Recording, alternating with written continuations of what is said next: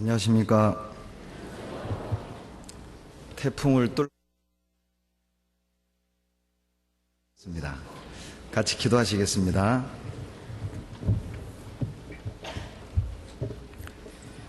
우주와 그 가운데 있는 만유를 창조하시고 지금도 살아계셔서 인간의 생사화복을 주관하시며 주님의 뜻을 이루시고 영광 가운데로 저희들을 인도해 주신 살아계신 아버지 하나님, 감사와 찬양과 영광을 오직 우리 아버지 하나님께만 돌립니다. 저희들이 드리는 찬양이 사람을 위한 찬양이 되지 아니하고 오직 아버지의 영광만을 높이는 주님의 이름을 증거하는 찬양이 되게 도와주시옵소서. 우리의 삶이 자신을 위한 삶이 되지 아니하고 우리를 대신하여 죽었다가 다시 사신 주님을 나타내고 증거하는 삶이 되도록 도와주시기를 간절히 바라고 원합니다. 특별히 인간 역사 마지막 때 우리를 구원해 주시고 이 악하고 어두운 세상에서 저희들을 빛과 소금으로 사용해 주시니 감사드립니다. 그 부르심에 합당히 행하여 주님을 기쁘시게 하는 삶이 되게 도와주시고 저희들을 통해서 하나님의 나라가 더욱 확장되고 하나님의 지경을 넓혀주시기를 간구드립니다. 모든 악하고 더러운 것에서 저희들을 구별되게 하시고 늘 주님의 쓰시기에 합당한 그릇으로 예비되는 삶이 되게 하시고 쓸만한 그릇이 되도록 도와주시기를 간구드립니다. 이 시간 파키스탄 이슬라마바드에서 복음을 전하고 계시는 신창훈 목사님, 조성응 목사님 함께 해 주시옵소서. 예상과 달리 많은 목회자들이 말씀 앞에 나왔다는 소식을 듣고 있습니다.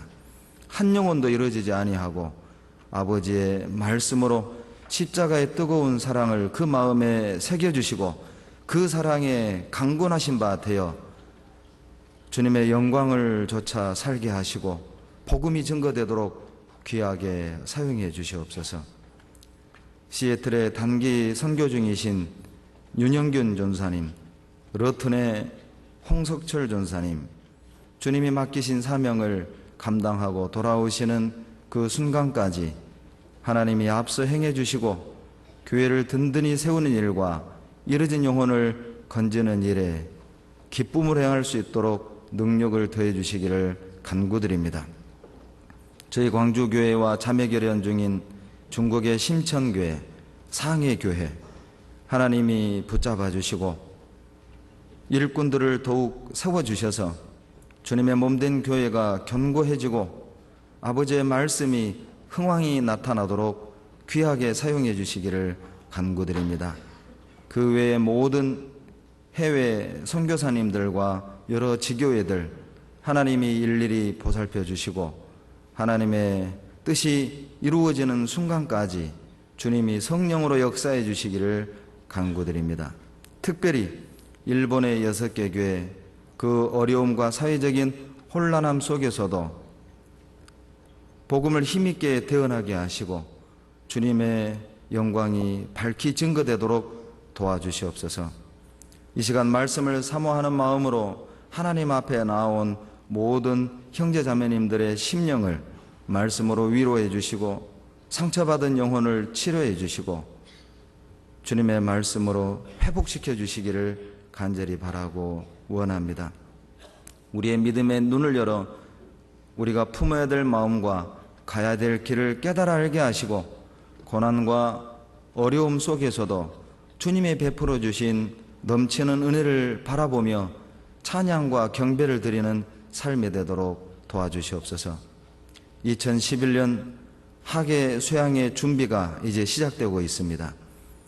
올 수양회는 6차에 걸쳐 준비되어 있습니다.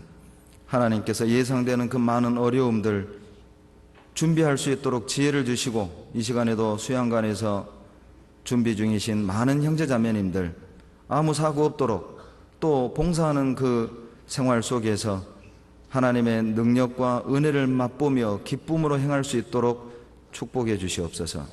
우리 모든 광주교회 식구들이 지금부터 학예 수양회를 마음으로 준비하고 동참할 수 있도록 도와주시옵소서. 이 시간 사람의 지혜, 사람의 생각은 감춰주시고 아버지의 뜻과 영광만이 온전히 나타날 수 있도록 도와주시옵소서. 우리를 사랑하시는 예수님 이름으로 감사하며 기도드렸습니다. 아멘.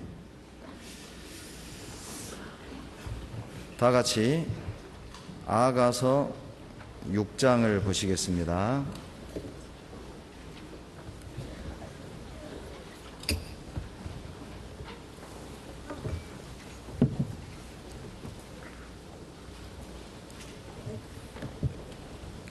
구약성경 아가서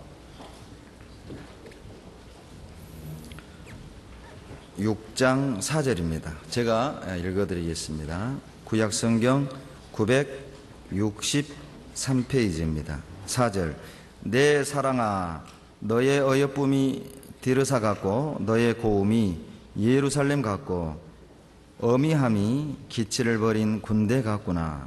10절 같이 읽습니다. 아침빛같이 뚜렷하고 달같이 아름답고 해같이 맑고 기치를 벌인 군대같이 어미한 여자가 누구인가. 이 자리를 빌어 감사의 말씀을 먼저 드리겠습니다. 지난 6월 1일부터 15일 2주간에 걸쳐서 중국 상해 선교를 우리 형제자매님들의 기도와 하나님의 은혜 가운데 잘 다녀왔습니다.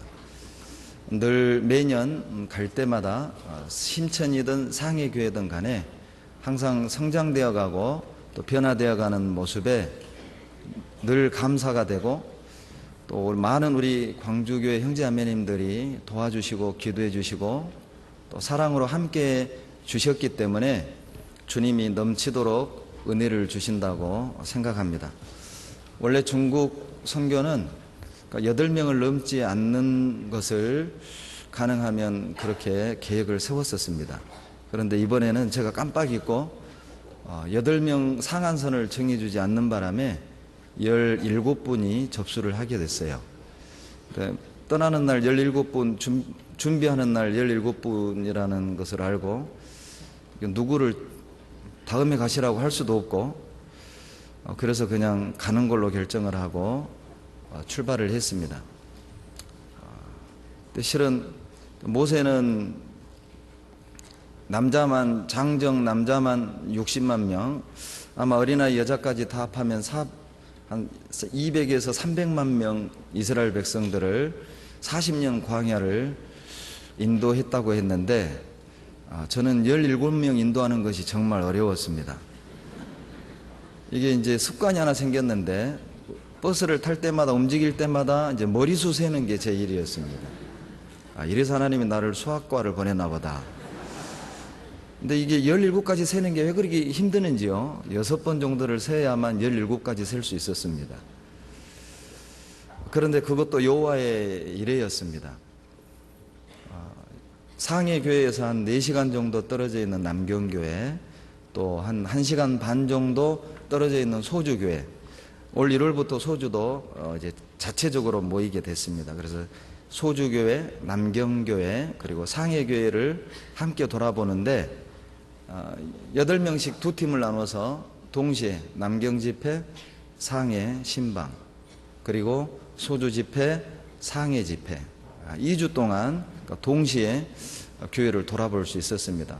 아마 이것도 하나님께서 준비해 주셨다고 생각이 됩니다. 그리고 어느 때와 달리 많은 분들이 작년 말부터 올 초까지 상당히 많은 분들이 구원을 받고 교제하고 있었습니다. 마지막 주일날 단체 사진을 찍는데 120명이 넘었던 것 같아요. 상당히 많은 분들이 구원을 받고 교제 중에 있었습니다. 그리고 이제 교제 장소도 좀 이제 좁고 그래서 교회를 옮길 계획을 갖고 이곳저곳을 알아봤습니다. 하나님이 참 좋은 위치를 주셨어요. 지하철에서 걸어서 한 8분, 제가 한번 시간을 재봤거든요. 8분. 그리고 이제 버스도 많은 버스들이 이렇게 정차하는 아주 좋은 그 장소에 한 우리나라 평수로 200평 정도 되는 8층 건물의 3층에 위치해 있는 공간을 하나님이 주셨습니다. 제가 중국 가서 상당히 놀란 게, 이 중국은 심천이나 상해는 국제적인 도시이기 때문에 그 월세가 상당히 비싸더라고요. 저희들이 지금 이사 가려고 하는 그 장소의 월세는 한 달에 우리나라 돈으로 한 800에서 900만 원 정도. 그런데 이제 그게 제일 싼 곳이었습니다. 다른 곳은 5만 원, 6만 원. 우리나라 돈으로 5만 원 말고요. 중국 돈으로 5만 원입니다.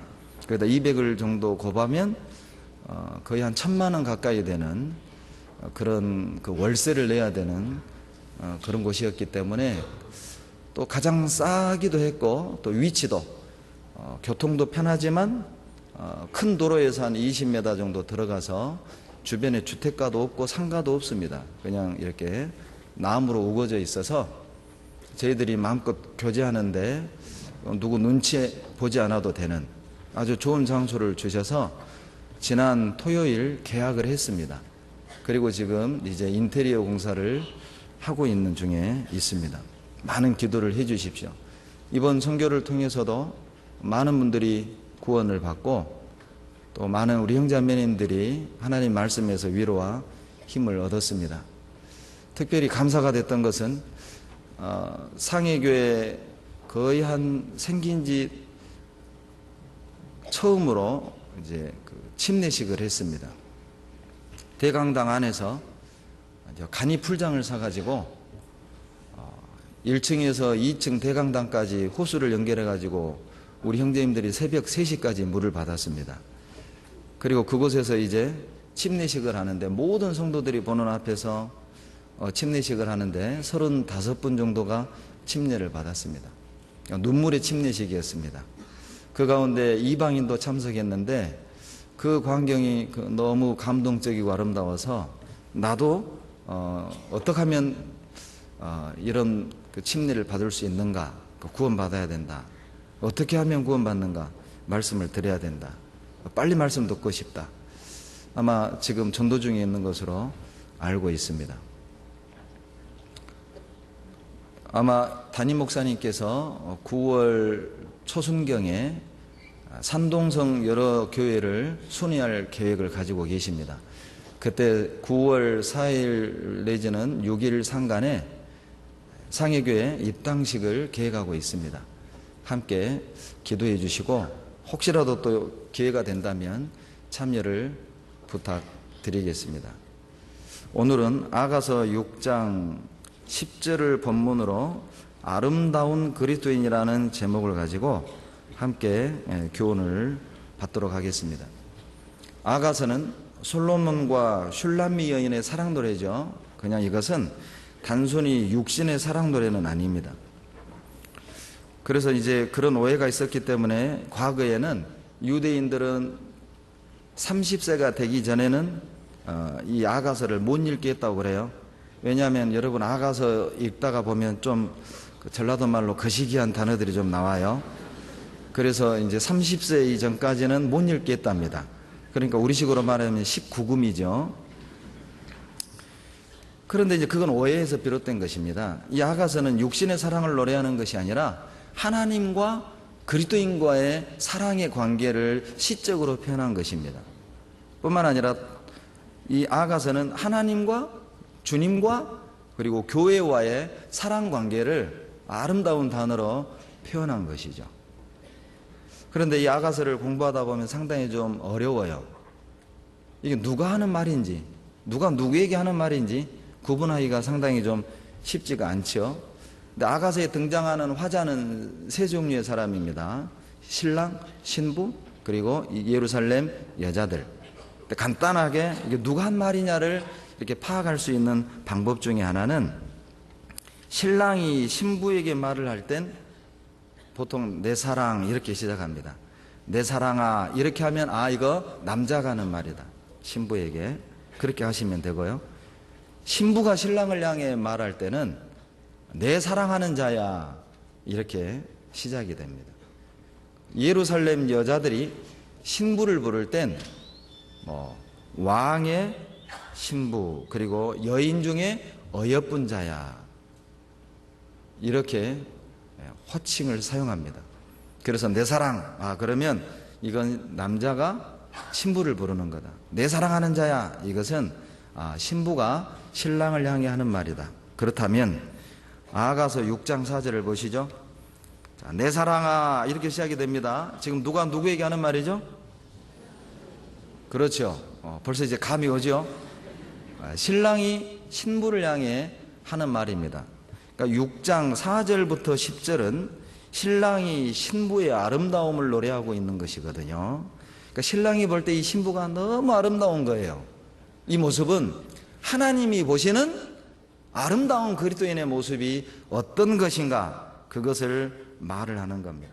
주님이 사랑할 수밖에 없는 그리스도인의 모습은 어떤 것인가, 주님의 눈길과 마음을 사로잡는 그리스도인의 모습은 어떤 것인지를 이 아가서 6장 4절로 10절에서 교훈하고 있습니다. 세상 사람들뿐만 아니라 그리스도인들도 어떤 그 아름다움에 관심이 많죠. 그래서 요즘에는 그 짱 시리즈가 유행이잖아요. 짱 시리즈, 무슨 여 시리즈, 얼짱, 몸짱, 그런 짱 있잖아요. 그리고 뭐 베이글여, 차도녀, 뭐 이런 여 시리즈요. 우리 그리스도인들이 좀 유행이 좀 둔하잖아요. 전에 누가 베이글여 신문에 이렇게 나오길래 저는 그게 뭐 빵집에서 근무하는 아가씨인 줄 알았어요. 베이글이라길래. 근데 이제 인터넷 검색해 봤더니 그런 의미가 아닙니다.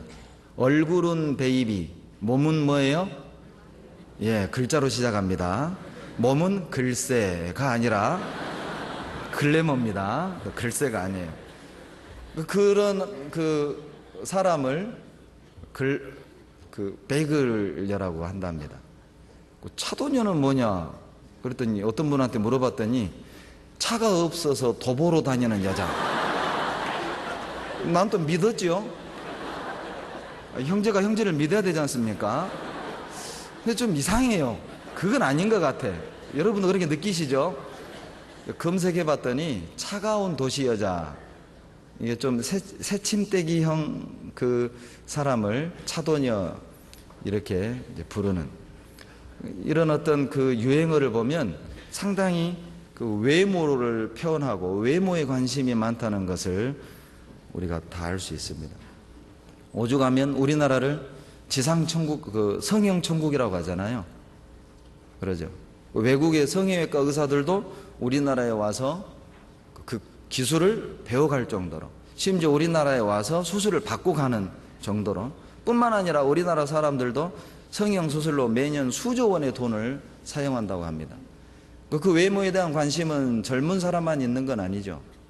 나이 드신 분들도 뭐 이제 주름을 없앤다고 또 젊게 보이기 위해서 보톡스도 받고 여러 가지 시술을 받는다는 그런 그 소식을 우리가 매스컴을 통해 듣고 있습니다. 심지어는 그 성형수술에 중독이 돼서 죽음에까지 이르는 그런 어리석고 안타까운 소식을 우리가 듣지 않습니까? 그런데 그러한 세태 속에 살다 보면 우리 그리스도인들도 그러한 영향과 충동을 받을 수가 있다는 것입니다. 왜 그리스도인들이 그런 세상에 영향을 받는가? 그것은 아름다움의 의미를 모르기 때문이다. 진정한 아름다움이 무엇인지를 모르기 때문에 세상의 기준에서 아름답게 보이고자 하는 충동, 유혹을 받는다는 것입니다. 그래서 오늘 이 시간에는 정말 하나님이 보시는 아름다움이 무엇이고 우리 그리스도인들이 추구해야 될 아름다움이 무엇인가, 우리들이 열망해야 할 아름다움이 무엇인가, 우리가 정말 꿈해야 될 아름다움은 무엇인가에 대하여 함께 생각해 보기 원합니다. 구약에 보면 아름다움을 표현하는 단어들이 여러 가지가 나옵니다. 대표적인 단어가 두 가지입니다. 한 가지가 야페입니다. 야페. 이 야페라는 것은 외적인 아름다움을 말할 때 야페를 사용합니다. 또 하나의 단어가 토브입니다. 토브. 이 토브는 내면의 아름다움, 속사람의 아름다움, 영혼의 아름다움, 마음의 아름다움을 말할 때 토브가 사용이 됩니다. 그렇다면 자, 구약 성경에 외적 아름다움을 표현하는 야페가 더 많이 나올까요? 그렇지 않으면 내면의 아름다움을 말하는 토부가 더 많이 나올까요? 그래요. 안 읽어봐서 모르죠. 토부가 더 훨씬 많이 나옵니다. 그것은 하나님의 관심은 외적 아름다움이 아니라는 것이죠. 하나님의 관심은 내면의 아름다움이라는 거예요. 우리 그리스도인이 추구해야 될 아름다움은 외적 아름다움이 아니라 내면의 아름다움이라는 것을 말하는 겁니다. 제가 지난주 상무 집회를 했습니다. 근데 말씀을 듣던 그 어떤 청년을 상담하는데 이 청년이 저를 너무 기분 좋게 해주는 말을 해줬어요. 이 청년이 저를 보더니요, 목사님, 제가 할 말은 아닌데요, 목사님을 처음 본 그날 참 목사님 얼굴이 오밀조밀 예쁘게 생겼다고 그 얘기를 듣는데 얼마나 기분이 좋던지. 역시 사람은 예쁘게 생긴다는 말을, 실은 그 말이 거짓말한 건 제가 아는데, 그런데도 이게 너무 기분이 좋은 거예요. 그날 이 말씀이 얼마나 막 힘있게 나가던지요. 제가 그 말의 의미를 압니다. 제 외모를 보고 한 말이 아니죠. 아마 그 제 안에서 그렇게 아마 말씀을 전하고자 하는 그 마음을 그 청년이 느꼈던 것 같아요. 정말 아름다움을 볼 줄 아는 사람도 아름다운 사람이죠.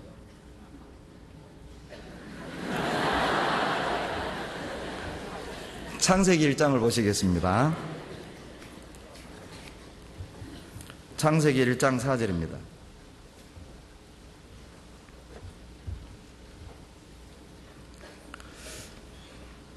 같이 읽겠습니다.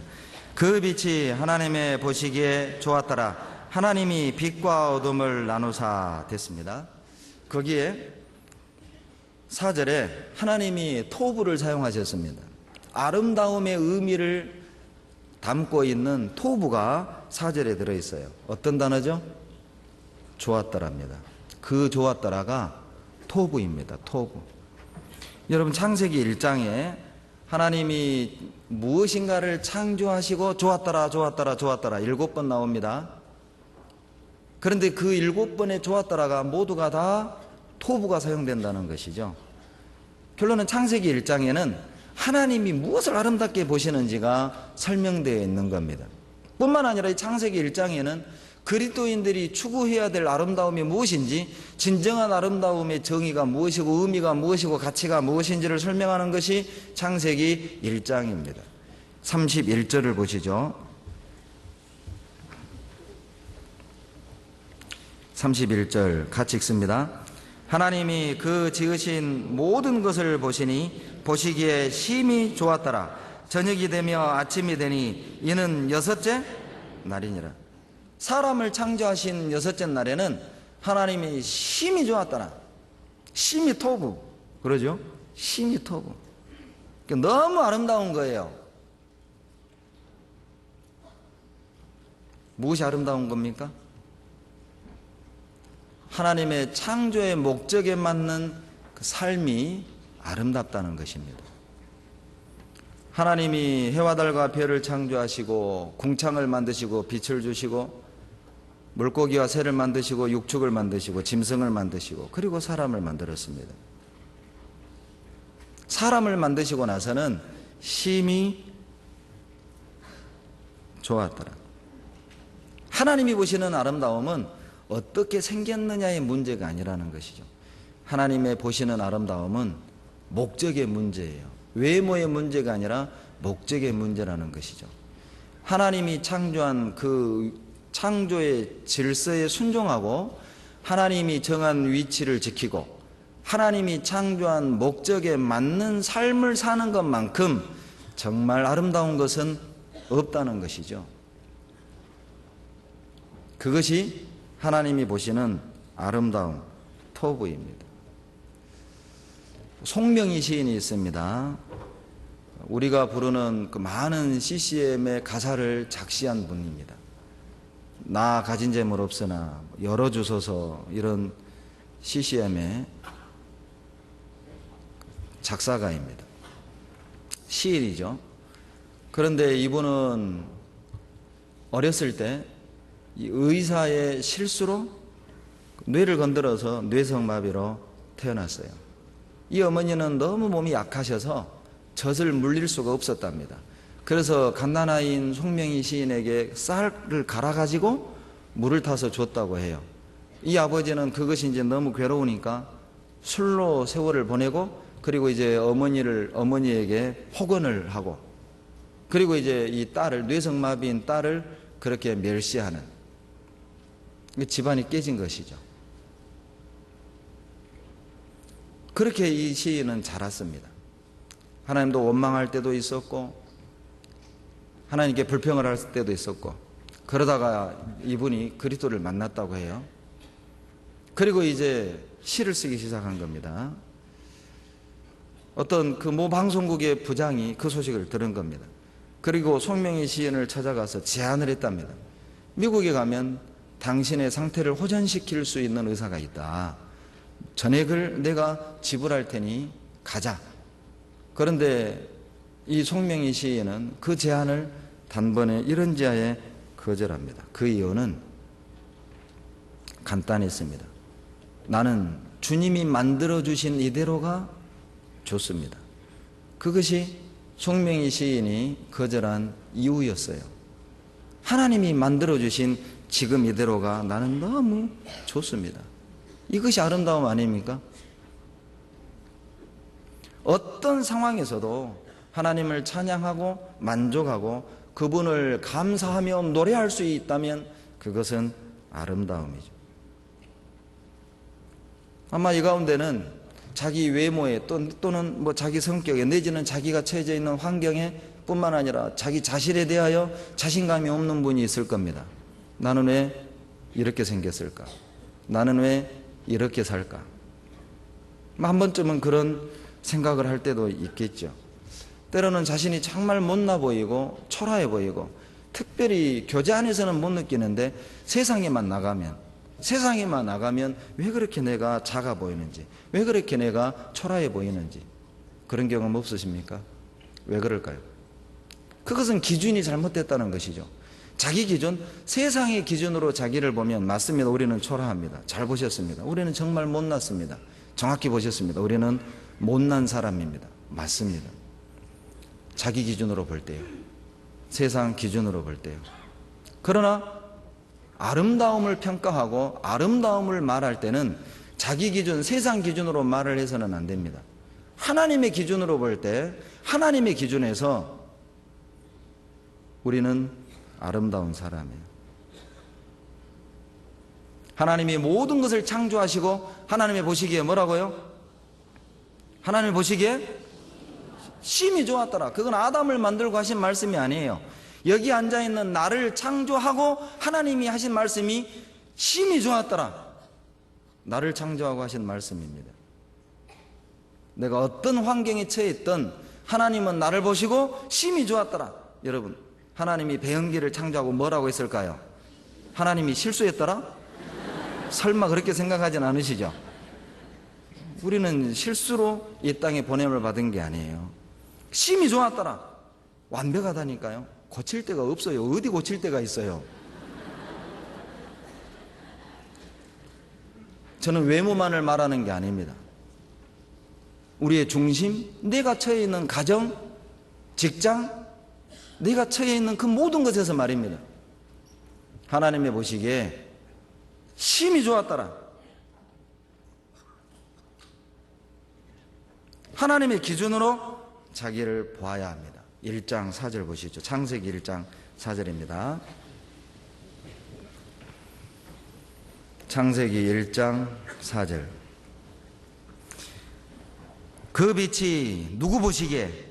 하나님의 보시기에 좋았더라. 10절.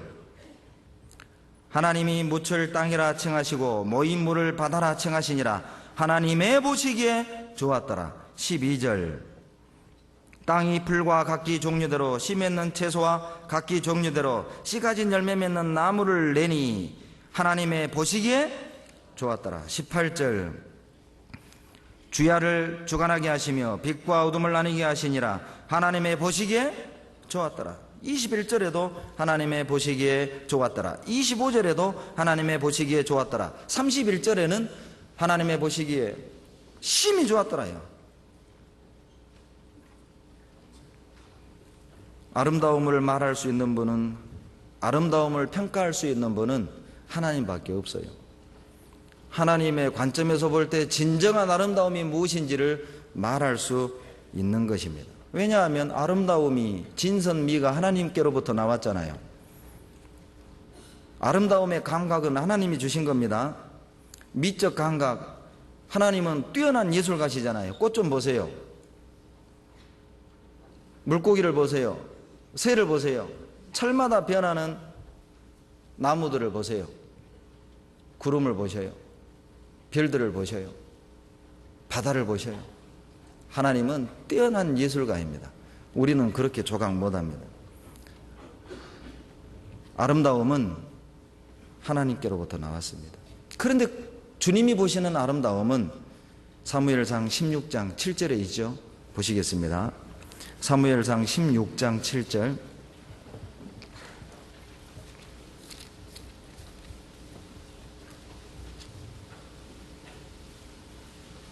(434페이지입니다) 여호와께서 사무엘에게 이르시되 그 용모와 신장을 보지 말라. 내가 이미 그를 버렸노라. 같이 읽죠. 나의 보는 것은 사람과 같지 아니하니 사람은 외모를 보거니와 나 여호와는 중심을 보시는. 하나님은, 사람은 외모 보지만 하나님은 중심을 보셔요. 이것은 하나님이 사무엘에게 하신 말씀입니다. 사무엘이 베들레헴에 있는 이새의 집에 왔죠. 왜냐하면 이스라엘의 2대 왕을 세우기 위해서입니다. 하나님이 사울 왕을 패해버렸잖아요. 이새의 집에 아들이 8이었습니다. 근데 큰아들 엘리압을 보니까 사무엘이 엘리압을 볼 때 이게 너무 용모가 잘생겼고 외모 기품으로 보면 이건 완전히 왕감이에요. 기름을 부으려고 하는데 하나님이 막은 거죠. 스탑! 사람은 외모 보지만 나 여호와는 중심을 보느니라. 엘리압은 외모로는 왕감이지만 중심을 보시는 하나님이 볼 때는 이 왕감이 아니었던 겁니다. 우리도 주의해야 됩니다. 외모를 볼 땐, 겉을 볼 땐 믿음 있는 것처럼 보일 때가 있다니까요. 봉사도 잘하고 그러죠. 일도 잘하고 뭣도 잘하고. 외모를 볼 땐, 겉을 볼 땐 정말 믿음 있는 것처럼 보일 수가 있어요. 중요한 것은 그분의 내면 안에 있는 속사람의 믿음입니다. 주의하셔야 됩니다. 왕감이 아니었습니다. 그리고 아비나답, 삼마, 이 아들들이 상당히 좀 혈통이 좋았던 것 같아요. 이새의 혈통이. 아비나답도 이게 너무 준수하고 삼마도 너무 준수하고 기름을 계속 부으려고 했던 것을 주님이 막고 그리고 그 집안에는 없었습니다. 사무엘이 묻습니다. 혹시 다른 아들 없느냐? 이새의 대답이죠. 예, 말째 아들이 지금 밖에서 양치고 있다고. 데려와 보라고. 데려왔습니다. 그때 다윗의 나이가 15살쯤 됐습니다. 우리나라로 치면 몇 학년이죠? 중학교 2학년 정도 됩니다. 세상에 중학교 2학년을 양치기 보냈어요. 7의 형들은 집안에 있었고. 그러니까 이게 상당히 8째 망둥이지만은 기염을 받지는 못했던 것 같아요. 형들의 견제를 상당히 받았던 것 같지요.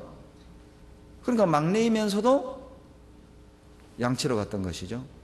그런데 들어오는 다윗을 보는데 사무엘이 이렇게 말을 해요. 12절 보세요.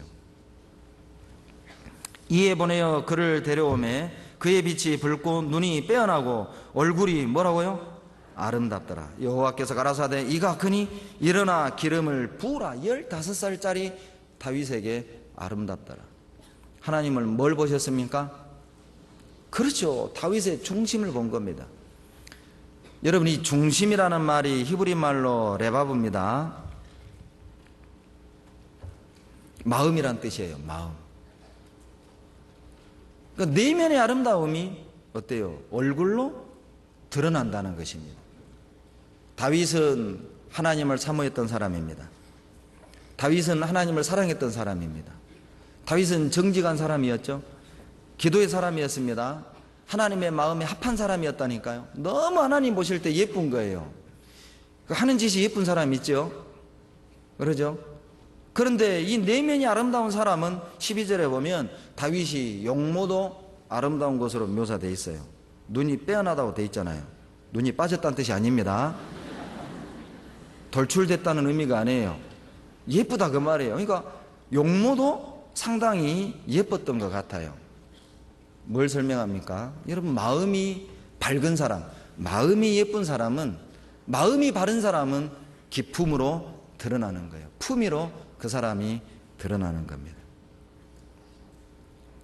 토부는, 내면의 아름다움 토부는 외면의 아름다움 야페로 드러나게 돼 있어요. 그래서 주님이 말씀하셨죠?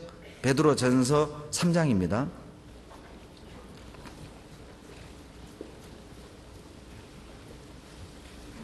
베드로전서 3장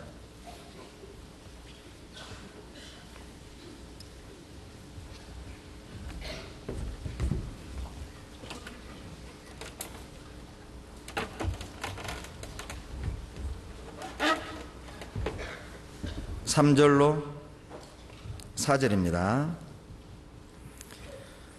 너희 단장은 머리를 꾸미고 금을 차고 아름다운 옷을 입는 외모로 하지 말고, 4절은 같이 읽죠. 오직 마음에 숨은 사람을 온유하고 안정한 심령에 썩지 아니할 것으로 하라.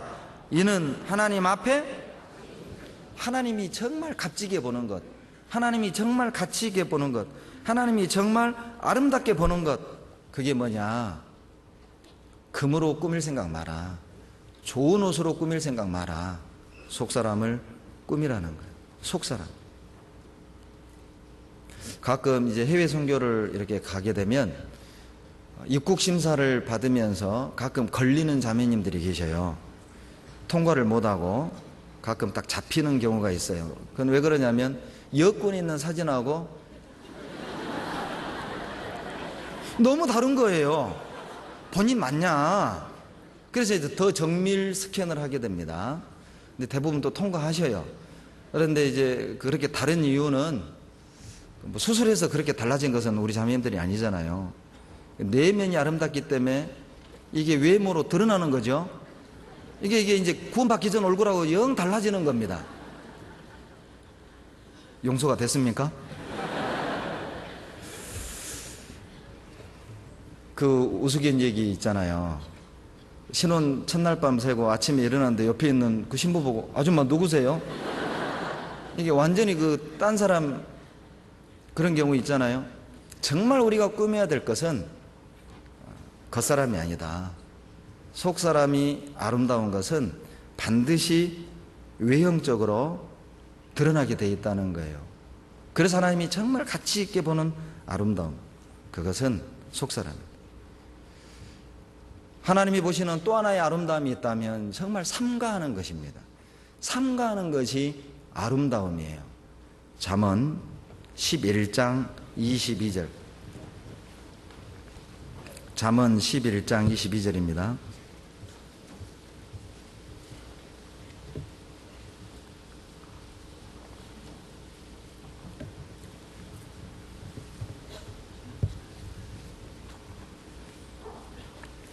같이 읽겠습니다. 아름다운 여인이 삼가지 아니한 것은 마치 돼지 코에 금고리 같으니라. 여러분, 돼지 목도 아니고 돼지 코예요. 금고리를 돼지 목에다 건 게 아니라 코에다 걸어놨다고. 이거 얼마나 우스꽝스럽고 어울리지 않고 그러죠. 가치가 없습니까? 아름다운 여인. 그리스도인은 정말 아름다운 이름을 가진 사람이잖아요. 그리스도인, 이것만큼 아름다운 이름이 어디 있습니까? 우리는 아름다운 사람입니다. 그 아름다운 그리스도인이 삼가지 아니한 것은 정말 어울리지 않습니다. 삼가다, 이걸 제가 사전에 찾아봤습니다.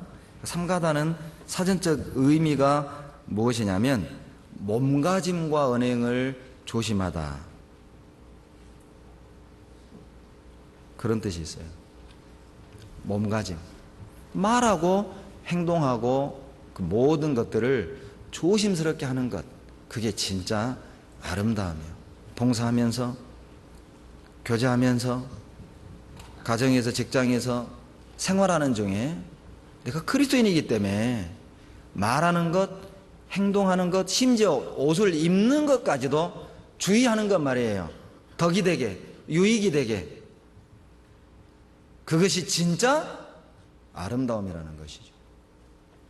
저희 광주교회에는 미인이 많습니다. 이런 아름다운 사람이 많다는 것입니다. 정말 말과 행실에 조심하는 그런 아름다운 분들이 저희 광주에는 많습니다.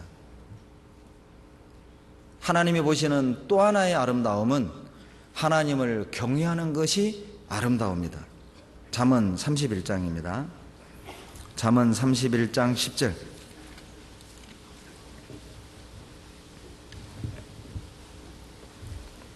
잠언 31장 30절입니다.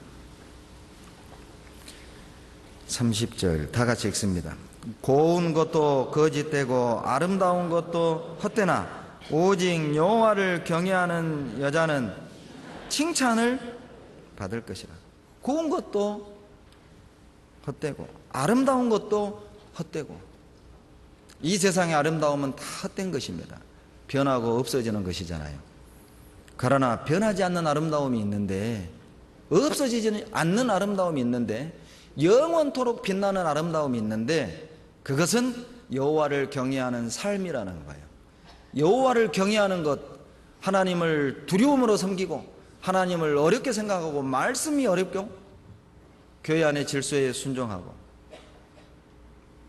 그것만큼 아름다운 것은 없습니다. 어떤 화가가 아름다움을 담기 위해, 한 폭의 그림으로 담기 위해 여행을 떠났습니다. 전쟁에서 돌아오는 군인도 그려보고, 결혼식을 올리는 신부도 그려보고, 아름다운 꽃도 그려보고, 그러나 마음에 들어오지 않았습니다. 수년을 떠돌이 생활을 하다가 지친 몸으로 자기 집으로 돌아왔습니다.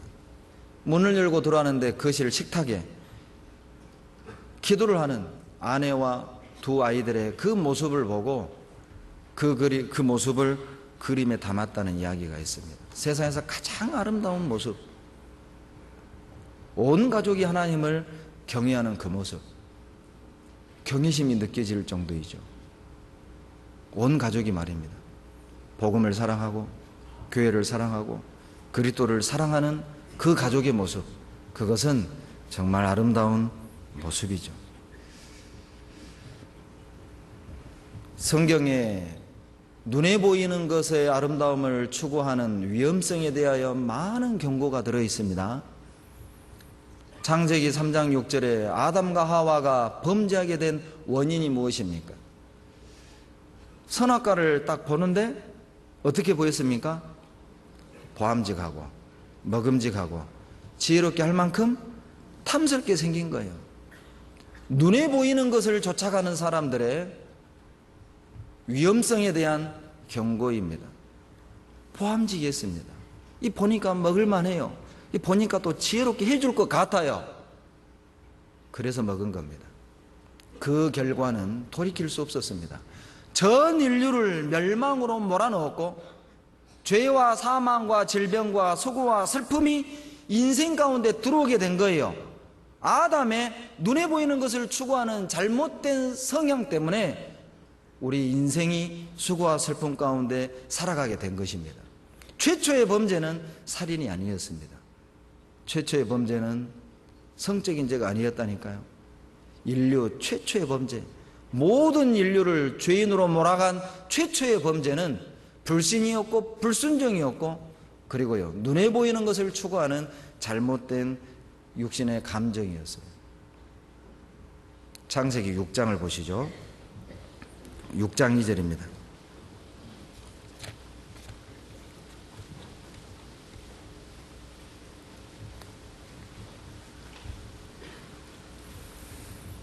창세기 6장부터는 노아의 홍수 사건이 나옵니다.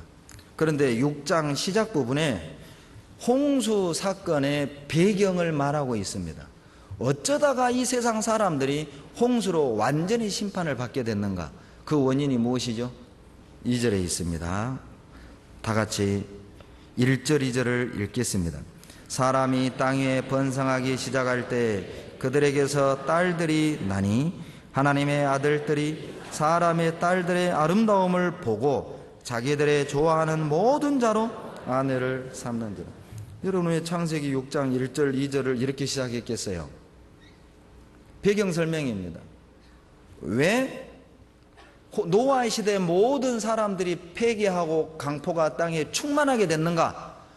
그들이 강도살인 그리고 성적으로 타락하게 된 원인, 그들이 노아의 경고를 무시하게 된 원인, 그들이 하나님의 말씀을 받아들이지 않게 된 원인이 무엇이냐?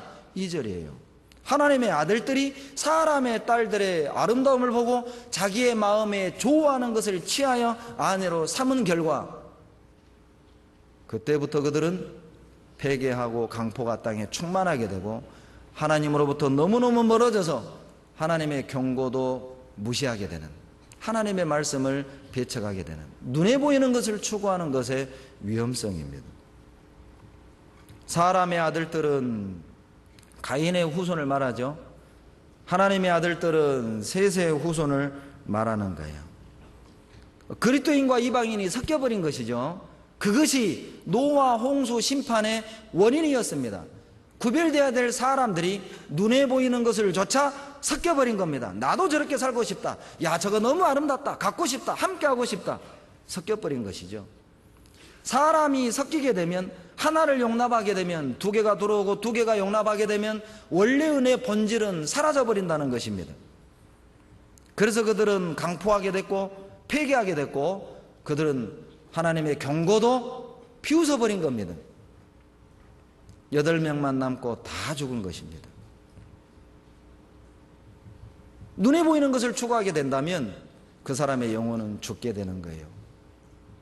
눈에 보이는 것을 추구하게 된다면 내 주변의 모든 사람을 죽이는 결과를 초래하게 될 것입니다. 눈에 보이는 것을 추구하게 된다면 우리도 하나님의 경고를 무시하게 될 겁니다. 우리도 눈에 보이는 것을 추구하게 된다면 먹고 마시고 시집가고 장가가고 심고 집 짓다가 사고팔고 하다가 방주에 들어가는 것을 포기하는 사람도 있을 수 있잖아요. 이 가운데는 다 구원받은 사람만 있는 게 아니죠. 생각해 보세요. 눈에 보이는 것을 추구하는 것의 위험성입니다. 여호수아 7장 21절에 보면 6장에서 여리고성을 함락하고 7장에서 아이성을 함락하는 데 실패하게 됩니다. 그 원인을, 제비를 뽑는데 아가니가 걸렸습니다. 분명히 여호수아 6장에서 여리고를 함락하게 되면 여리고 성 안에 있는 어떤 물건도 손대지 마라. 그 하나님 거다.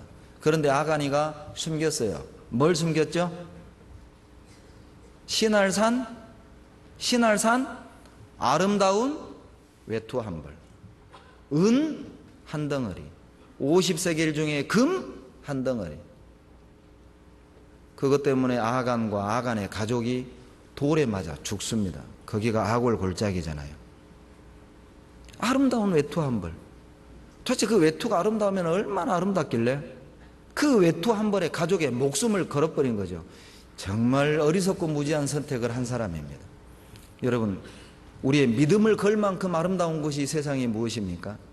내 가족의 영혼을 포기할 만큼 세상의 아름다움이 무엇입니까? 그런데 이 아가니는 자기 가족의 운명을 걸어버린 거예요. 아름다운 신할산 외투 한 벌과 은 한 덩어리와 50세겔 중에 금 한 덩어리에 자기 온 가족의 영혼을 팔아버린 거죠.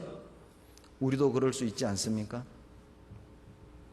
이 세상에 보암직한 것 때문에, 이 세상에 내 마음을 끄는 어떤 그 무엇 때문에 가족의 영혼은 뒤로 버리고 자기 신앙은 뒤로 버리고 그것을 선택하고 교회를 떠나고 진리를 떠나는 그런 사람이 우리 중에도 있을 수 있는 거예요. 어디에 운명을 거시겠습니까? 내 영혼과 내 가족의 운명을 어디에 걸겠습니까? 우리가 느끼는 아름다움은 무엇인지 깊이 생각해 봐야 할 문제입니다. 다윗 왕은 소년 때에 2m가 넘는 골리앗을 쳐 죽였습니다. 다윗은 골리앗도 이겼고 수만의 블레셋 백성도 쳐 죽였어요. 싸움으로는, 칼솜씨로는 다윗을 당할 자가 없었습니다. 다윗을 이길 용사가 없었습니다. 다윗은 당대의 영웅이었습니다. 최고의 검객이었죠. 무사였죠. 그런데 누구도 이길 자 없었던 그 다윗이 누구에게 졌습니까? 밧세바에게 졌어요. 아름다운 여인에게 진 겁니다. 골리앗도 이겼던 다윗이 아름다운 여인은 못 이긴 거예요. 사무엘하 11장 2절에 보면 목욕하는 그 밧세바의 모습을 지붕 위에서 보고 뭐라고 성경의 11장 2절에 기록되어 있느냐? 심히 아름다워 보이는지라, 이렇게 기록이 되어 있어요. 사무엘하 11장 2절에 심히 아름다워 보이는지라. 영웅 다윗도 여인에게 신앙이 자빠진 겁니다. 눈에 보이는 것을 추구하는 것의 위험성, 눈에 보이는 것을 추구하게 되고 그것에 마음이 자주 요동하고 끌리는 사람은 실패할 가능성이 커요. 신앙을 잃어버릴 가능성이 큽니다. 자기 가족의 영혼을 포기할 가능성이 훨씬 크다는 것입니다. 그래서 이 본문에서는 주님의 눈길을 끄는 아름다운 그리스도인의 모습이 무엇이고 우리 그리스도인들이 추구해야 될, 사모해야 할 아름다움이 무엇인지를 말씀하고 있습니다. 본문 아가서 6장 10절로 돌아가 봅니다.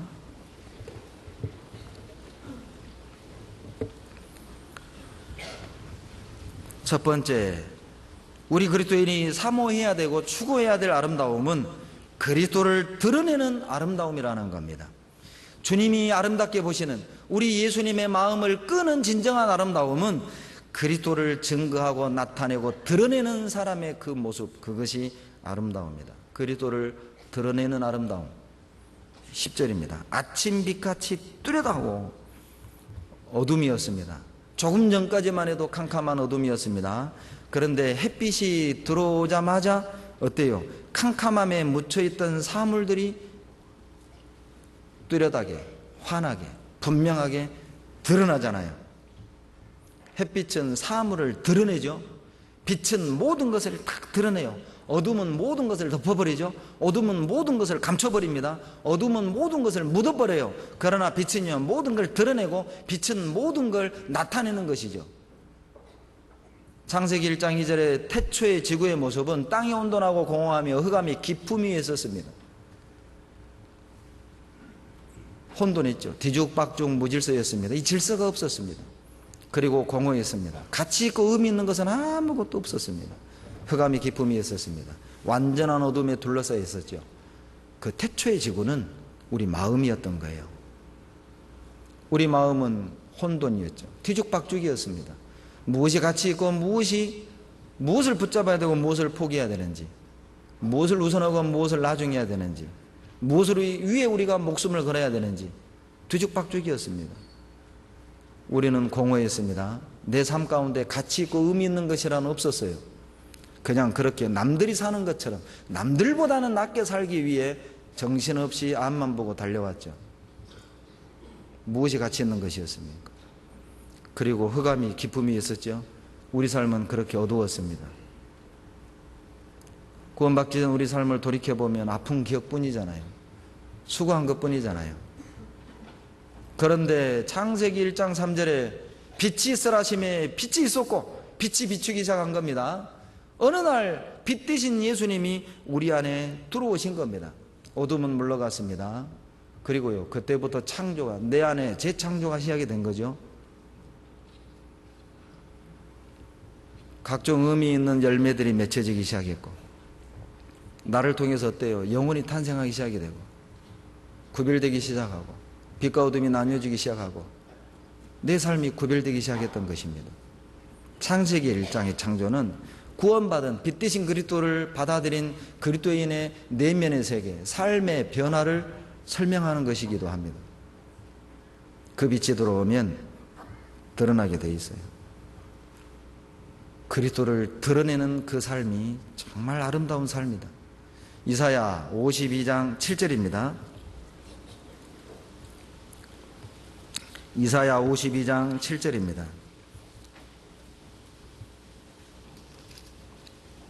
구약 성경 1031페이지.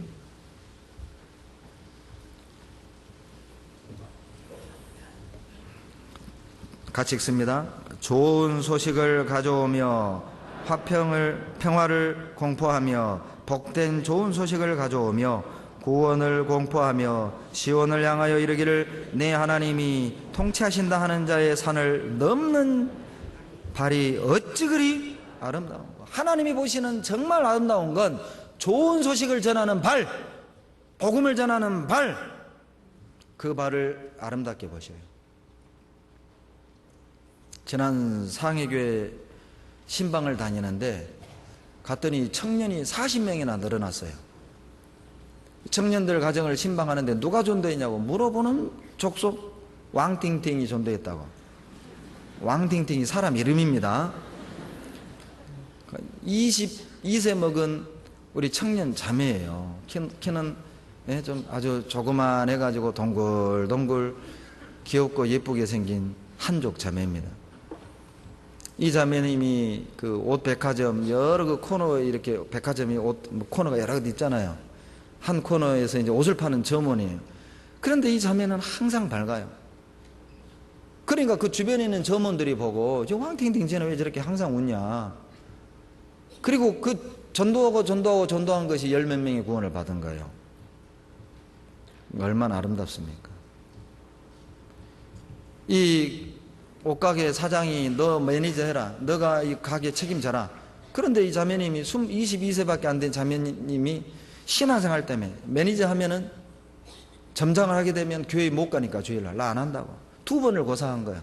그런데 다른 옷가게 사장님이 주일날 교회 가게 해줄게. 우리 옷가게로 와라. 스카우트에 간 거예요. 그리고 승진해가지고 지금 주일날 매니저 하면서 신앙생활 하고 계십니다. 얼마나 예쁜지 몰라요.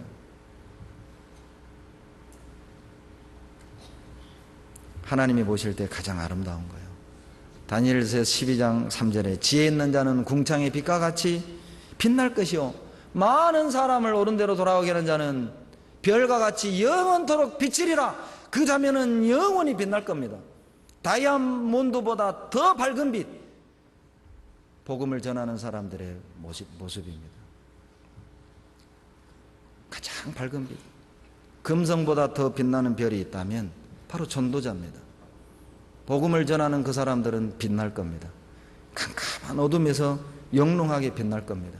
다른 건 다 빛을 잃어 사라질지라도 그 사람은 영원토록 비칠 것이라고 해요. 그것이 아름다움입니다. 저는 하계수양회가 시작이 되거나 동계수련회가 시작이 되면 항상 청년들에게 동계수련회 100배 즐기기, 하계수양회 100배 즐기기 인터넷에 올려서 그것을 꼭 경험하게 합니다. 그 중에 하나가 반드시 상담본부를 견하게 봐라. 저는 상담본부에 앉아있으면요 너무 정말 기분이 좋고 감사해요. 그 수백 명 그 상담하시는 목사님 전사님들이 앉아서 이게 뭐 5일 시장도 그보다는 덜 시끄러워요.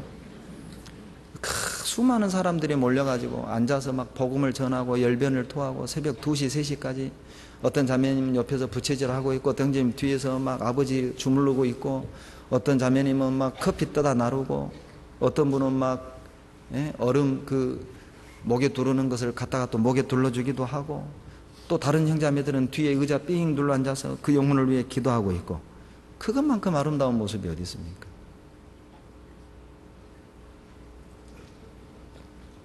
이번에 꼭 그 모습을 보십시오. 다시 한번 여러분 우리 강주 식구들 하계수양에 가면 꼭 수양의 상담본부장을 견학하십시오. 정말 아름다운 모습을 보실 수 있을 겁니다. 저는 89년 4월에 구원받고 그해 여름 유성농고의 수양회장을 제가 처음 참석했습니다. 모두는 참석 못하고 마지막 날 오후에 참석했습니다.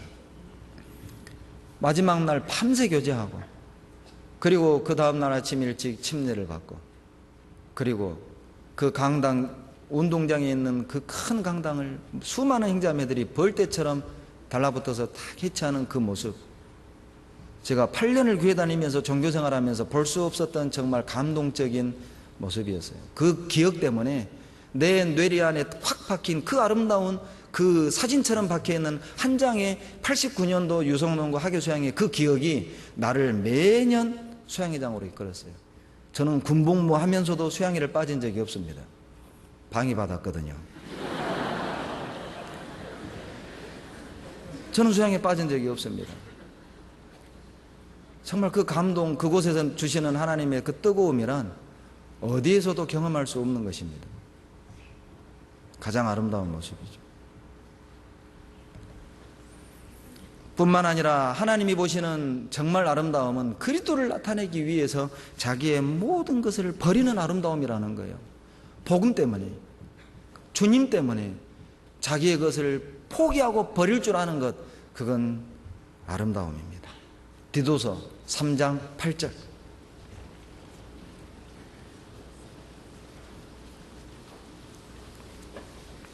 디도서 3장 8절.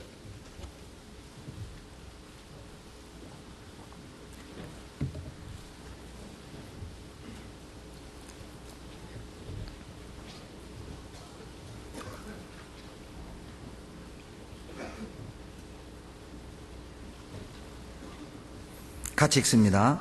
이 말이 미쁘도다. 원컨대 내가 이 여러 것에 대하여 굳세게 말하라. 이는 하나님을 믿는 자들로 하여금 조심하여 선한 일을 힘쓰게 하려 함이라. 이것은 아름다우며 사람들에게 유익하니라. 정말 아름답고 사람들에게 유익한 선한 일이 무엇이겠습니까? 복음을 전하는 것입니다. 이뤄진 영혼에게 복음을 전하는 것입니다. 여러분, 저는 복음을 희망이라고 말하고 싶어요. 복음은 희망입니다. 여러분, 주님은 희망입니다. 모든 사람은 어둠과 절망 속에 살아가고 있습니다. 그들에게 희망은 한 가지뿐이에요. 복음이라고요. 예수님이라고요. 그분이 우리의 희망입니다. 우리는 그들에게 희망을 주는 것입니다. 이것은 아름다운 거예요. 절망 속에, 그리고 고통 속에 살아가는 그들에게 그 희망을 심어주기 위해서 자기의 모든 것을 포기하는, 자기의 자유도 포기하는, 자기의 안락한 생활도 포기하는, 때로는 직장도, 좋은 직장도 포기하는, 그리고 고난의 길을 자처하는, 그게 아름다움입니다. 상해에 가면 꼭 선교팀을 시간이 되면 모시고 가는 데가 있습니다. 상해 임시정부입니다. 상해 임시정부에 가면 제가 꼭 직접 설명해 주는 것이 한 가지가 있어요. 김구 선생님 그 집무실, 그 안에 액자가 2개 걸려 있는데 광명, 그리고 애기, 애타. 정말 수치스럽고 부끄러운 일이죠. 대한민국의 정부를 중국 땅 상해에다 세웠다. 내 나라 정부가 내 땅에 있지 아니하고 다른 나라에 있었습니다. 그럼에도 그들은 화폐도 발간을 했고, 그리고요, 대사도 파견하고, 정말 놀라운 일들을 했어요. 가보면 그들은 나라의 어둠 속에 있는 민족에게 광명, 빛을 주기 위해서 모든 걸 다 버린 사람들입니다. 상해 임시정부에서 떠돌이 생활을 한 거예요. 중경으로 여러 지역으로 4번인가를 도망 다녔어요. 정부를 옮겼습니다. 때로는 가족도 등지고, 모든 것을 등지고. 대단한 거죠. 정말 그분들이 있어서 우리에게 빛이 이렇게 들어온 것 아닙니까? 육신의 빛도 들어왔지만 예수님의 복음의 빛도 우리에게 들어오게 된 거잖아요. 그리고 제가 상해교회 식구들에게 항상 말합니다. 우리 상해교회가 임시정부라고. 상해 주재 천국 임시정부. 여러분, 우리가 임시정부입니다. 광주 주재 천국 임시정부. 그 임시정부 요원들은 독립을 위해서, 민족의 광명을 위해서 자기를 사랑하고 다른 사람을 사랑하는 그 정신을 가지고, 사랑이라는 정신을 가지고 모든 것을 포기하고 떠돌이 생활을 했던 거예요. 그것은 아름다움입니다. 아브라함이 하나님의 명을 받고 본토 친척 아비집을 떠났지 않습니까? 모세는 히브리서 11장에 보면 바로의 공주의 아들이라 칭함을 거절하고 하나님의 백성과 고난받기를 더 즐거워하고 왕자의 자유와 권리를, 명예를, 부귀영화를 다 포기한 거예요. 버린 겁니다. 모세는 지금도 빛나고 있지 않습니까? 모세가 만약 바로의 공주의 아들의 왕자로 권세를 누리고 궁궐 안에서 호요식하고 살았다면 우리가 그를 알 바가 무엇입니까? 그는 역사 속에 묻혀지는 한 인간이었을 뿐일 거예요. 그냥 왕자로 살다가 호요식하다가 죽어 썩어 없어진 일개 인간에 불과한 겁니다. 그런데 그가 그 부귀영화를 버림으로 역사 속에서 지금도 빛나고 있지 않습니까? 이것이 아름다움 아닙니까? 한때를 풍미하고 사라지는 영웅이 아니라 영원토록 빛나는 그리스도인이 되는 것은 그건 진정한 아름다움이에요.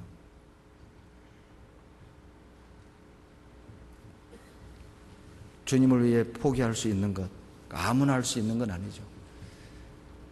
그 사람의 가치, 그리고 그 사람의 아름다움의 근거는 어떻게 생겼느냐가 아니라 누구를 위해 사느냐입니다.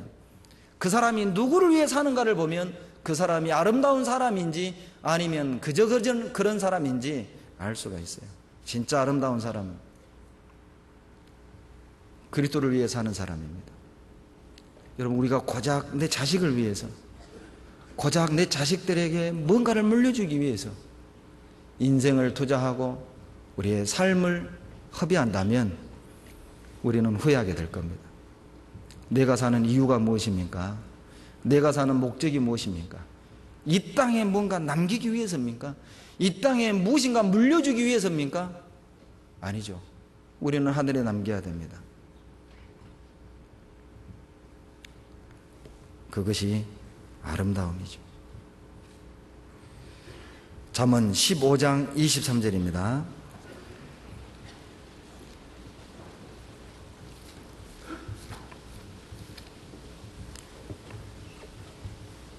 잠언 15장 23절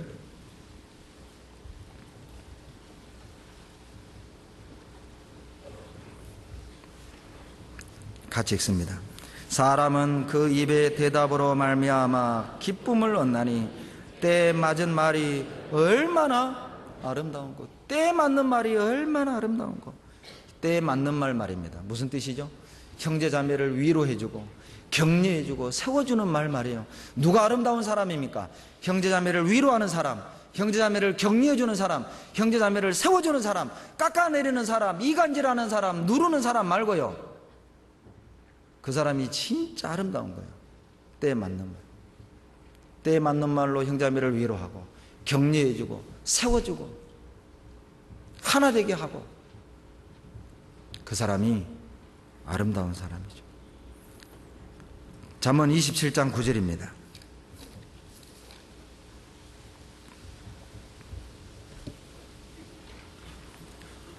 (27장 9절) 같이 읽습니다. 기름과 양이 사람의 마음을 즐겁게 하나니 친구의 충성된 권고가 이와 같이 아름다우니라. 형제자매를 세워주고 위로해주고 격려해주기 위해 사랑에서 비롯된 권고, 충성, 그 충성된 권면, 그것이 아름다움이에요. 제 주변에는 그런 아름다운 분들이 참 많습니다. 정말 사랑으로 저에게 권면해 주는 분들이 참 많아요. 감사하게 생각합니다. 때로는 자매를 통해서, 때로는 또 직접 말씀해 주시기가 어렵다고 또 편지로, 쪽지로, 이메일로, 목사님 다 잘하는데 요것만 좀 이렇게 해주시면 좋겠다고. 정말 감사해요. 근데 처음부터요, 어째 그것을 그렇게 했냐고 막 이렇게 만약 나오면 저도 좀 상당히 좀 마음이 힘들 텐데 참 지혜롭게 또 충고해 주셔요. 다 잘하는데 그것만 좀 잘해 주시면 좋겠다고. 정말 감사하게 생각하고 있습니다. 그분이 아름다움이죠. 정말 그분이 아름다운 사람입니다. 제가 압니다. 왜 저에게 어떤 마음으로 그런 충고와 권면을 해주시는지 알아요.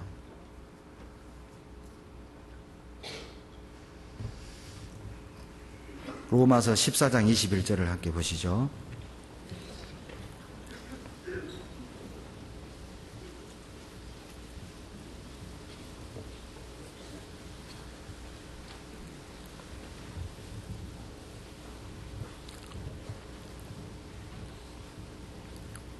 로마서 14장 21절 같이 읽습니다. 고기도 먹지 아니하고 포도주도 마시지 아니하고 무엇이든지 내 형제로 거리끼게 하는 일을 아니함이 아름다우니라. 먹는 것으로 형제자매들에게 문제가 된다면 내가 고기도 먹지 않겠다. 무슨 뜻이죠? 형제자매들의 신앙을 위해서, 또 형제자매들에게 덕을 끼치기 위해서 나는 문제가 안 되지만, 나는 해도 되지만 자기 자유를, 자기 권리를 절제하고 포기하는 아름다움입니다. 구별됨의 아름다움, 그리고요 포기하는 아름다움. 제가 아는 어떤 분은요, 자매님이 형제님한테 김치 냉장고 사달라 했다가 혼났답니다. 여보, 우리 집도 김치 냉장고 하나 삽시다. 이 형제님 말, 여보, 교회당에 없는 김치 냉장고가 왜 우리 집에 있어야 되는데? 당신은 교회당에 없는 김치 냉장고를 집에다 놔두면 좋아? 편해? 그렇게 말하는 형제도 정말 아름다운 형제지만 그 말을 듣고 여보 미안해요, 내가 거기까지 생각 못했어요, 그렇게 말하는 자매님은 더 아름다워요. 다른 자매 같으면은요, 세상에 김치 냉장고 하나 사달라 했더니 그걸 가지고 믿음을 육신적인 사람으로 평가하냐고 토라질 수도 있잖아요. 그런데 그 자매님은 그걸 아멘했어요. 그리고 그 부부가 살았던 그 지역교회는 너무 어려워가지고요, 김치 냉장고가 없었던가 봐요. 그래서 형제님이 그랬답니다. 내가 김치 냉장고는 내가 못 사주고 일반 냉장고 중고 5만 원짜리 사줄 테니까 거기다 김치만 넣어. 그러면 김치 냉장고 되잖아. 아니요, 괜찮아요, 괜찮아요. 그리고 이제 형제님이 큰 교회로 이사를 간 거예요. 큰 교회 이사 갔더니 그 교회당에는 김치 냉장고가 있더랍니다. 그래서 김치 냉장고를 사줬대요. 자, 얼마나 아름다워요. 내 돈 가지고 내가 쓰는데 누가 뭐라고 그래? 이럴 수도 있지 않습니까? 그런데 그 형제는 마음을 거기까지 쓰는 거예요. 얼마나 아름다워요. 할 수 있지만, 누릴 수 있지만, 나는 문제가 되지 않지만 교회 때문에, 형제 자매들 때문에 절제하고 포기하는 그것, 버릴 줄 아는 그것, 구별되는 그것, 아름다움입니다. 우리 환경미화부 그 쓰레기 분리수거장 그 위에 뭐라고 써놨습니까? 구별됨의 아름다움. 정말 굿 아이디어예요. 그거 보면은요, 분리수거 안 할 수가 없어요. 구별되는 건 아름다운 겁니다. 포기할 줄 아는 것은 더 아름다운 것이죠. 본문에 그리스도의 마음을 끌고 우리 그리스도인들이 추구해야 될 두 번째 아름다움이 나와 있습니다. 아가서 6장 10절로 돌아가 보십시오. 아가서 6장 10절, 두 번째 아름다움은 순종의 아름다움입니다. 아침 빛같이 뚜렷하고 달같이 아름답고, 여러분, 달은 그리스도인을 상징하죠. 달은 반사체입니다. 태양은 발광체죠. 태양은 주님을 상징하고, 달은 그리스도인을 상징하고, 지구는 세상을 상징하죠. 이 달은요, 늘 어때요? 주님이 정해진 궤도를 돌잖아요. 그러죠. 그리고요, 태양빛을 받아서 어두운 지구를 비춰주는 겁니다. 그리고 낮에 태양이 뜨면 달은 자기를 감추잖아요. 주님이 나타나면 자기를 철저하게 감추는, 자기 위치와 질서를 지키는 그리스도인의 모습입니다. 그런데 달은 종류가 많죠.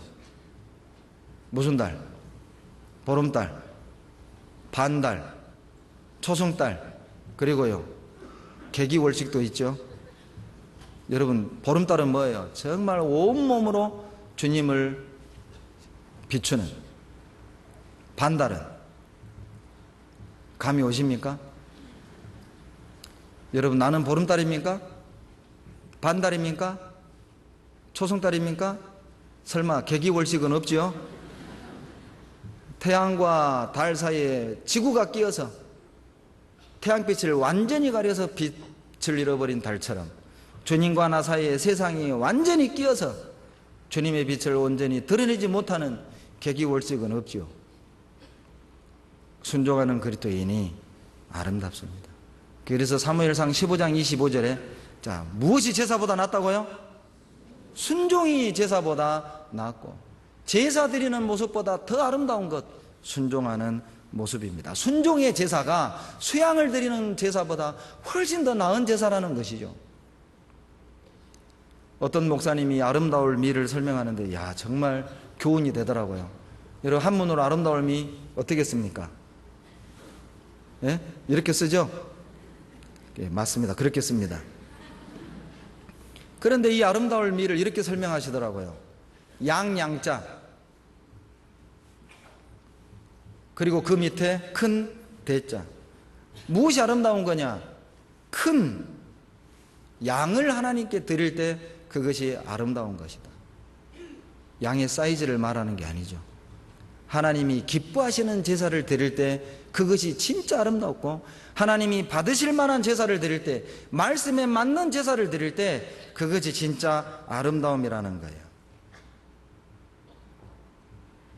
순종, 그것은 아름다움입니다. 잠언 22장 17절 보시죠.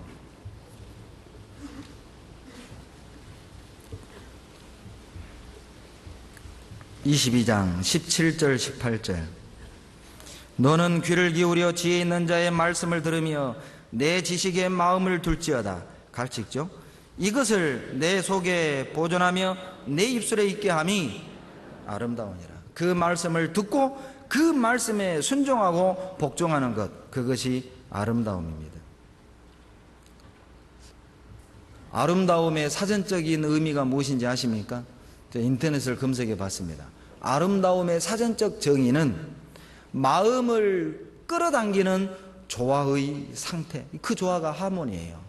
하모니는 무엇이죠? 여러 다른 악보, 그 콩나물, 음계가 만나서 어때요? 아름다운 소리를, 화음을 내는 것처럼 서로 다른 우리 그리스도인들이 만나서 하나의 하나님을 찬양하는 목소리를 내는 거예요.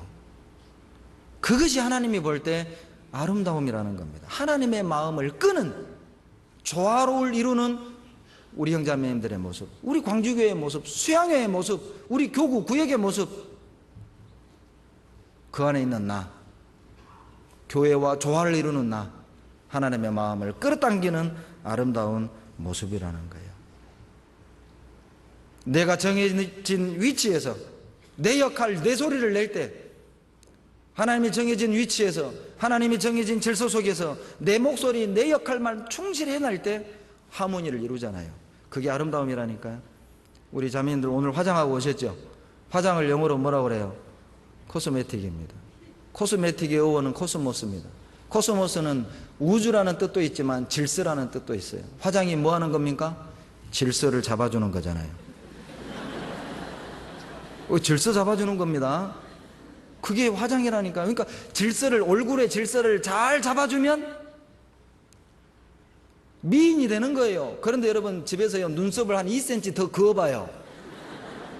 입술을 한 5cm만 더 그어봐요. 이게 봐주기가 힘듭니다. 화장이란 질서를 잡아주는 아름다움이에요. 그리스도인들이 자기 위치에서 자기 역할을 다하고, 그리고 있어야 할 곳에 있고 거해야 할 곳에 거할 때, 해야 될 일, 주님의 창조의 목적에 합당한 삶을 살아갈 때, 그건 진정한 아름다움이에요. 저는 아름다운 형제자매를 많이 알고 있습니다. 저는 정말 감사합니다. 내 주변에 그런 아름다운 형제자매들이 많아서요. 신방을 가는데 어떤 자매님이 그런 간증을 하시더라고요. 작년에 그랬답니다. 작년 말에. 야, 내가 2011년이 되면 구원받은 지 10년째가 되는데 10년째가 되면 10년짜리 역할은 해야 되지 않겠는가, 그런 마음이 들더라는 거예요. 그때 전사님께서 전화를 주셨답니다. 자매님, 내년에는 조총무를 좀 해주셔야겠습니다. 이 자매님이 그 두 말 않고 예, 그리고 지금 조총무를 하고 계셔요. 내가 10년이 됐다면 10년짜리는 해야 되지 않겠는가. 어떤 형제님은 작년 말에 전사님께서 전화를 주셨대요. 형제님, 내년에 구역장 좀 해주세요. 그런데 형제님이요, 거절을 한 거예요. 전사님하고 실경회를 20분을 했답니다. 20분을 전화로 해주세요. 이래서 안 되고 저래서 안 되고. 그런데 갑자기 형제님 머리에 어떤 생각이 떠오르냐면, 내가 핑계대고 있네, 핑계대고 있다는 걸 안 거예요. 정말 내가 못해서 못하는 게 아니라 안 하려고 많은 핑계거리를 찾고 있는 걸 보고, 전사님 죄송합니다, 하겠습니다. 그리고 올 1월 첫 이모 모임을 제가 갔어요. 그 자리에서 형제님이 자기 고백을 하는데 명언을 얘기하시더라니까요. 뭐라고 하시냐면, 불순종하는 사람은 핑계거리를 찾고 순종하는 사람은 방법을 찾는다. 명언이죠. 제가 노트에 써놨어요. 야, 멋있다. 불순종하는 사람은 핑계거리를 찾아요. 어떻게 하든 이래서 안 되고, 전사님 내년에 저 이사 갈 것 같아요. 이사 갈 때 가더라도 하세요. 전사님 내년에 회사가 바빠질 것 같아요. 바빠지더라도 해줄 때까지는 해주세요. 불순종하는 사람은 핑계거리 찾아요. 얼마나 아름다운 간증입니까? 내 주변에는 그런 아름다운 형제자매가 많습니다. 하나님이 우리 광주교회를 축복하시고 우리를 통해 역사하시는 이유 중에 하나라고 믿습니다. 우리 가운데 그런 아름다운 형제자매들이 많다는 거예요. 옆 사람 한번 봐보세요. 아름답습니까? 옆 사람 보고 하세요. 옆 사람 보고 인사하세요. 아름답습니다. 아름답습니다. 예, 왜 아름다운 얼굴을 보고 이렇게 웃어요?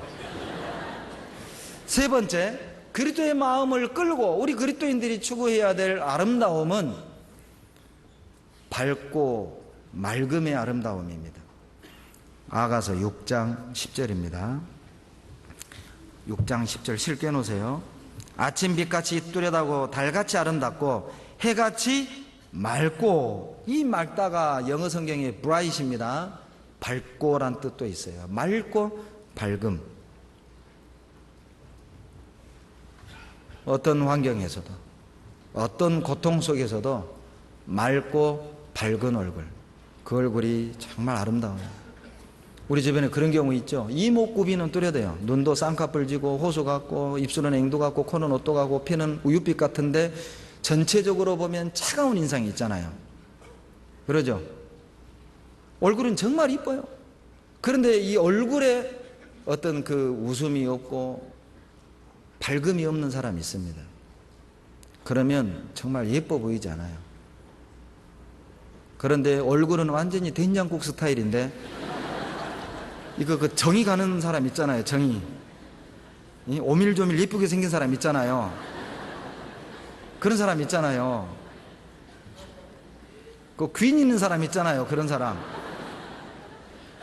그게 아름다움이라니까요. 맑고 밝음입니다. 어떤 환경 속에서도 얼굴에 감사와 찬양이 있어서 밝은 모습으로 사는 그리스도인, 감사하는 모습, 그것이 아름다움이요. 링컨이 말하기를 40 전까지 얼굴은 자기 책임이다. 부모 책임이다. 40 넘어서는 자기 책임이라는 거예요.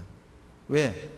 40 되기까지 내면의 세계를 가꾸어서 얼굴을 바꿀 수가 있다는 거예요. 40 되기 전에 성형수술하라는 뜻이 아닙니다. 40 되기 전에 어떤 마음을 품고 사느냐에 따라서 얼굴의 분위기가 달라진다, 그 말이에요. 저는 이제 제 책임입니다.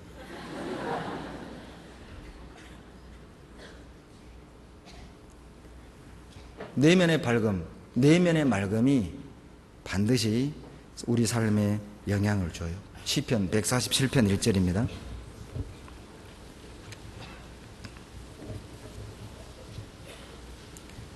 시편 147편 1절.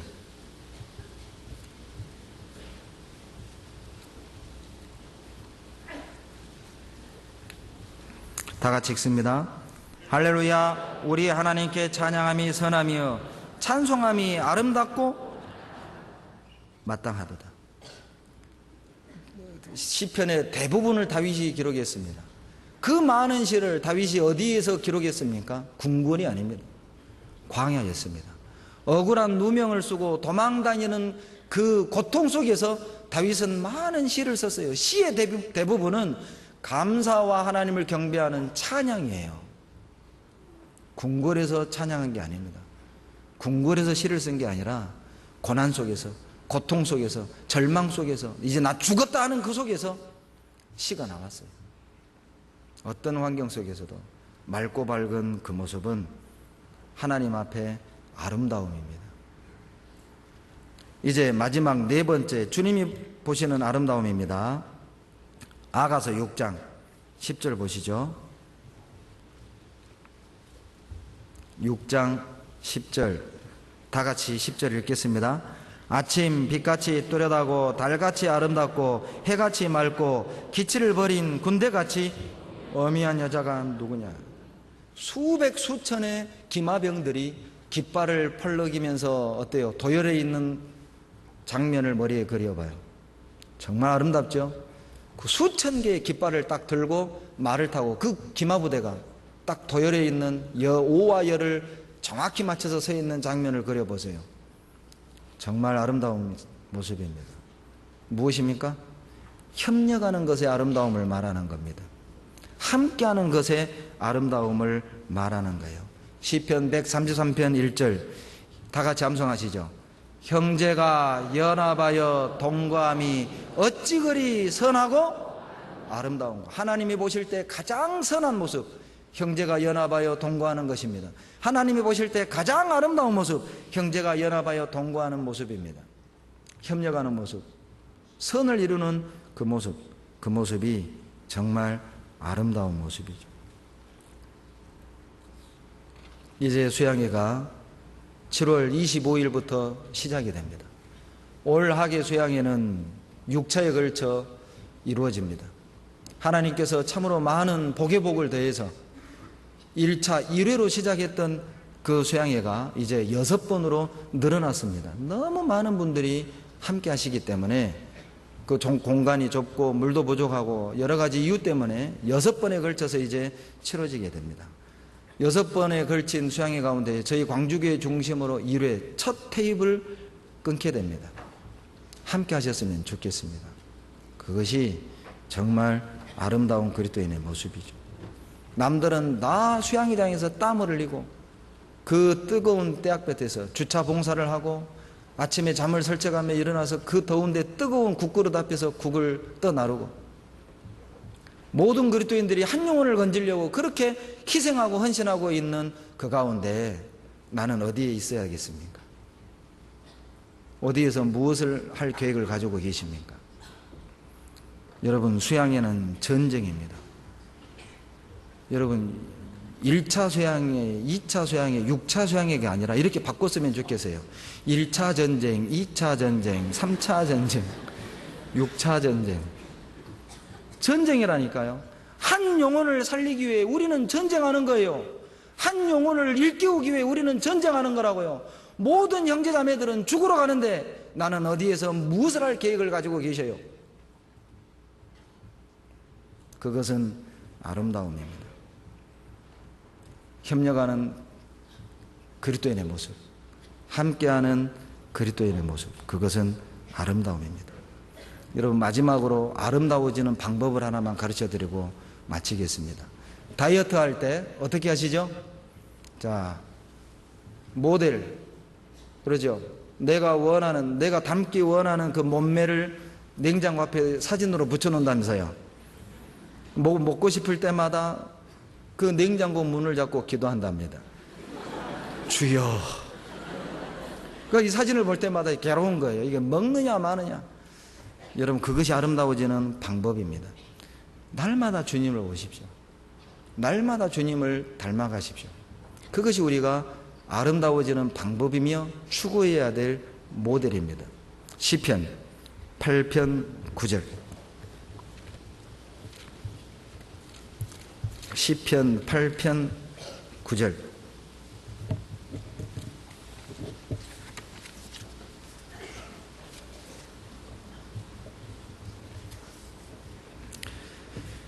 다 같이 시편 8편 9절을 같이 읽어보시겠습니다. 주여, 주의 이름이 온 땅에 어찌 그리? 세상에서 가장 아름다운 이름 예수입니다. 세상에서 가장 존귀한 이름 예수입니다. 죄인을 위하여 의인이 죽으셨습니다. 가장 높으신 분이 가장 낮은 곳에 오셨습니다. 가장 거룩하신 분이 가장 더러운 나를 대신하여 죽으셨습니다. 가장 아름다운 이름 바로 예수님입니다. 이 세상에 가장 아름다운 이야기가 있다면 십자가의 이야기죠. 신데렐라 이야기를 아십니까? 왕자를 만나서 어때요? 신분이 상승한 신데렐라. 여러분, 우리는 누구예요? 우리는 다 주데렐라. 우리는 주데렐라입니다. 주님을 만나서 우리의 신분이 상승했어요. 어디까지 올라갔어요? 천국까지. 우리 신분이 상승했잖아요. 우리는 다 주데렐라. 우리는 아름다운 이름 그리스도인입니다. 그리스도인이란 구별됨이 아름다움, 버림이 아름다움, 절제의 아름다움, 그러죠? 순종의 아름다움, 협력의 아름다움, 헌신의 아름다움, 아름다움을 아는 사람입니다. 예수님이 진이죠. 내가 곧 길이요 진리요 생명이라고 그랬잖아요. 예수님이 진이므로 예수님을 대적하면 거짓이 되는 거예요. 예수님이 선이죠. 예수님이 선이기 때문에 예수님을 거절하면, 불순종하면 그것이 곧 악입니다. 예수님이 미입니다. 예수님이 진선미잖아요. 예수님을 거절한다면, 예수님께 불순종한다면 그것은 가장 추악한 모습인 겁니다. 예수님에게 운명을 걸어보십시오. 예수님에게 내 모든 것을 던져보십시오. 그것이 최고의 아름다움입니다. 같이 기도하겠습니다. 걸어가시고 자비로우신 살아계신 우리 아버지 하나님, 세상의 유혹을 거스리고 주님이 우리에게 베풀어 주신 은혜를 찬양하며 아름다운 이름 우리 예수님의 복음을 전하는 그리스도인의 합당한 삶이 되도록 도와주시옵소서. 참으로 아름다운 삶이란 부르심의 목적에 맞게 사는 삶이라는 사실을 기억하고 세상의 유혹에 흔들리지 아니하고 하나님이 원하시는 아름다운 모습으로 마지막 때 주님을 섬기는 저희들이 되도록 도와주시옵소서. 하계 수양회를 준비하는 손길 위에 건강과 지혜를 더해 주시고 우리 모든 광주교회 형제자매님들 한 분도 빠짐없이 이번 수양회를 참석해서 하나님 앞에 더욱 아름다운 성숙된 모습으로 진부할 수 있도록 도와주시옵소서. 우리를 사랑하시는 예수님 이름으로 감사하며 기도드렸습니다. 아멘.